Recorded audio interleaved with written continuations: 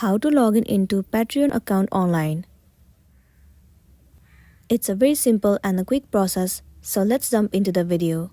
First thing first, you have to head over to any of the web browser, or you can move into Safari if you're on your iOS device. Once you're in here, in the source bar, search for Patreon account login. Different sites will be available to you, but you have to head over to the very first site. Click on this site. You will be landing on this page. In here, you'll be able to see 3 different IDs.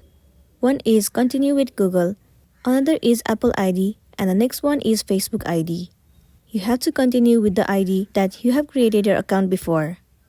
I have created my account with the help of my Google account, so let me click on Continue with Google.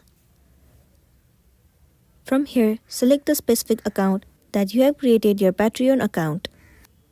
Now click on Confirm. Wait for a while.